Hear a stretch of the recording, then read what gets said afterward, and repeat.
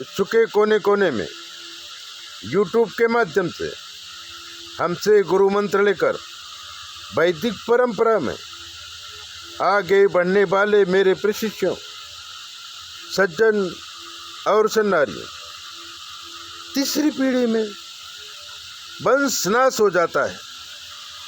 पहली पीढ़ी का पाप दूसरी पीढ़ी में, और दूसरी पीढ़ी में क्या होता है? पागलपन, अपमृत्यु। तीसरी पीढ़ी में चरित्रहीन और वंश नाश होता है। रमन लाल पटेल आनंद जिला गुजरात के गांव में थे। चरोतर पटेल के गांव काफ़ी समृद्ध होते हैं क्योंकि ये लोग काफ़ी मेहनतू और एडवांस होते हैं और समाज में एकता होती है।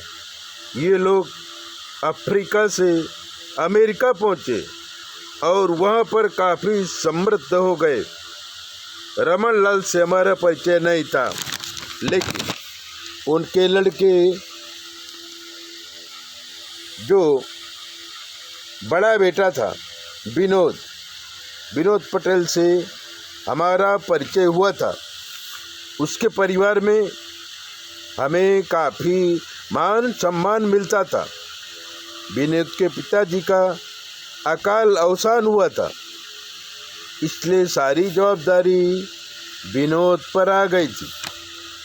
उनके बड़ी बहन की शादी धाम-धूम से बेटे विनोद ने कर दी थी, लेकिन वो किन्हीं कारणों से सुसाइड कर लिया था। दूसरी बहन पागल थी, उसकी शादी हुई, डिवोर्स हुआ और वो एक्सीडेंट में जान गंवा बैठी। 2 भाई थे, बड़े की शादी हुई लेकिन वो संतान नहीं हुई। छोटा भाई साधु बन गया। विनोद की शादी बड़े घर में हुई थी, उसने पूरे परिवार को संभाला था। उसके एक ही लड़का हुआ, उसे अमेरिका भेजा। वो वहाँ शादीशुदा औरत के प्यार में पड़ गया और सिटीजन हो गया। जब वो इंडिया आया तब विनोद ने अपने शादी के ससुराल में, जहाँ उसकी शादी हुई थी, उन लोगों का बात किया कि अब इसकी शादी कर देते हैं। एक गरीब लड़की ढूंढ ली। लड़का सिटीजन था। अमेरिका के मुंह में लड़की वालों ने कोई ज़्यादा छानबीन नहीं की। अब नहीं करते थे, अब करने लगे हैं, क्योंकि अब अमेरिका में बहुत सारी पटेलों की बस्ती हो गई है।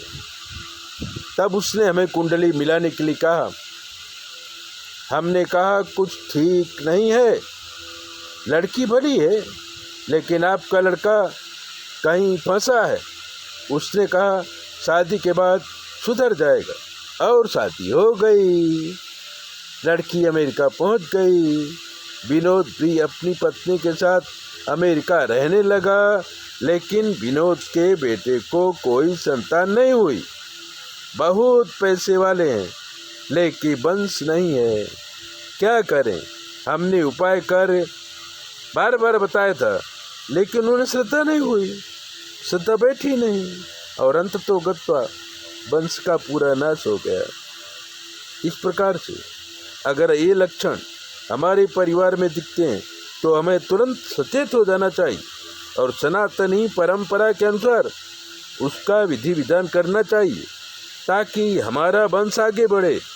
और अगर वंश नहीं बढ़ता है तो अपुत्रस्य गतिर्नास्ति, जिसके संतान नहीं है उसके पितर नरक में जाते हैं, ऐसा विधान है। ऐसे ही दिव्य बातें जानने के लिए चैनल को सब्सक्राइब करो, लाइक करो, और अगर आपके जीवन में कोई कष्ट है तो 9825200108 पर फ़ोन करो। हम आपको बताएंगे कि आपके जीवन में क्या कमी है, आपको क्या करना चाहिए, क्या नहीं करना चाहिए। ऐसे ही दीप बातें जानने के लिए आप चैनल को सब्सक्राइबर करो, लाइक करो, दूसरों को भेजो। अपना ध्यान रखो। जय बोले, अपना ध्यान कर रखो।